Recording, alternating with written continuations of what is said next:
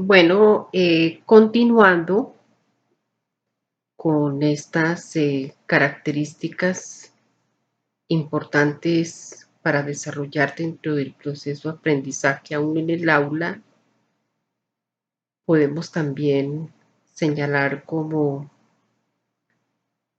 una quinta característica llevar a cabo la repetición,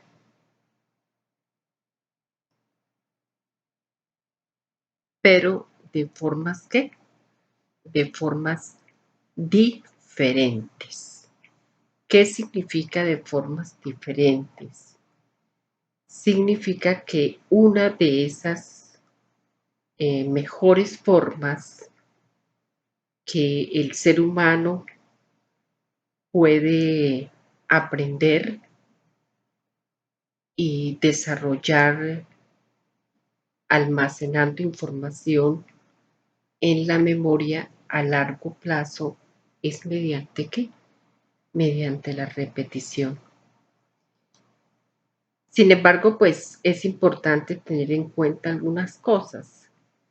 Si el material a aprender es repetido de la misma forma, de la misma manera, por ejemplo, apréndase las tablas, repita las tablas, no va a salir al recreo hasta que no me repita las tablas, pues se va a convertir en algo supremamente aburrido para el estudiante.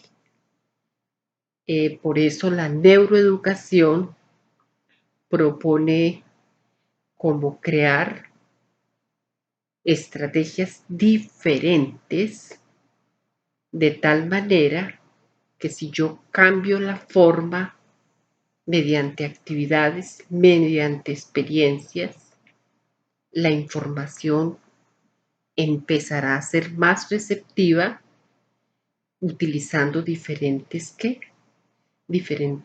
modalidades. Igualmente, si nosotros tuviésemos en cuenta cada una de estas características, ¿qué estamos logrando? Potenciar ¿qué? El aprendizaje significativo. Como les decía al final de la conferencia, van a encontrar el link de un video que nos va a permitir tener más claridad sobre cómo se logra un aprendizaje educativo sumado a lo que nos muestra el video más estas características, lo vamos a lograr.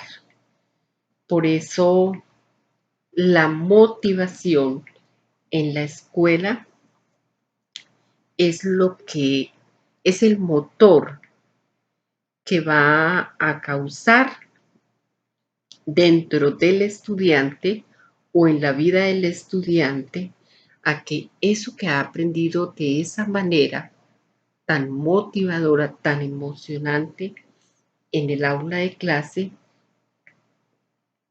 lo va a poner en práctica. Va a apreciar de que sí le sirve para su vida. Una buena estrategia para que nosotros podamos aplicar la neuroeducación en el aula es usando actividades en el mundo real, como investigar, diseñar experimentos, crear metáforas, analogías, examinar patrones de causa-efecto, analizar la perspectiva, realizar actividades artísticas de tal manera que estimulen mucho el pensamiento creativo del estudiante. Usted cuando empieza a mover el pensamiento del estudiante mediante estas actividades, usted mueve conductas, usted logra transformaciones y cobra significado lo que el otro está haciendo. Y finalmente, hablemos de dar feedback. ¿Qué es el feedback?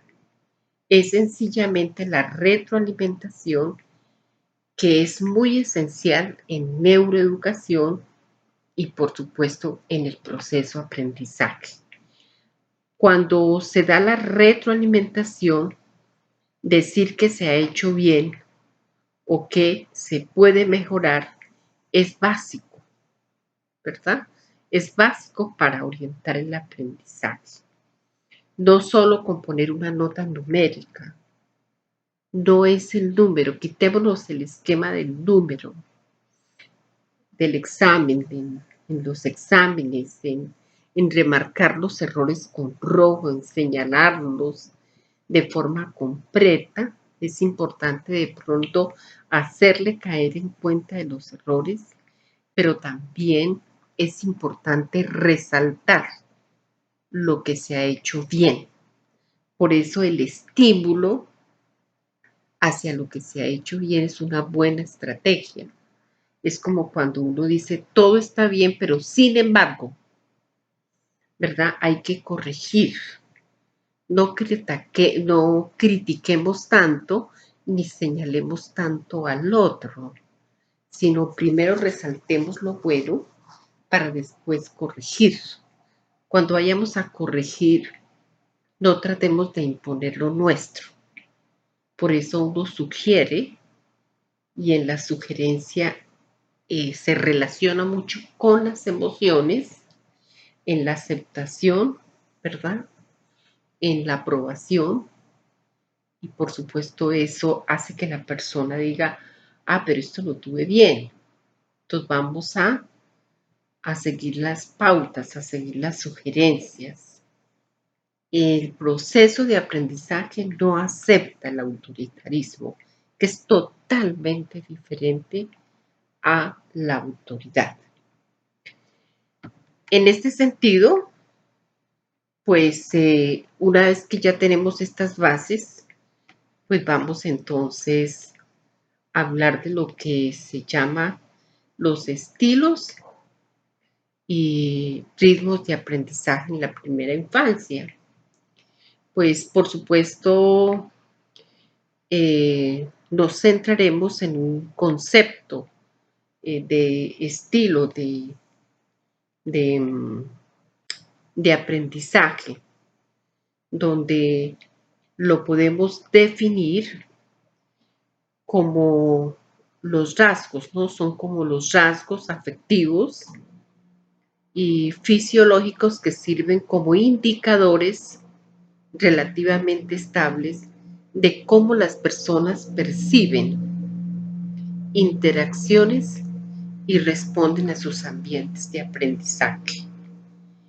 El término estilo de aprendizaje se refiere al hecho de que cada persona utiliza su propio método o estrategias a la hora de aprender. Cada persona aprende de manera distinta a las demás.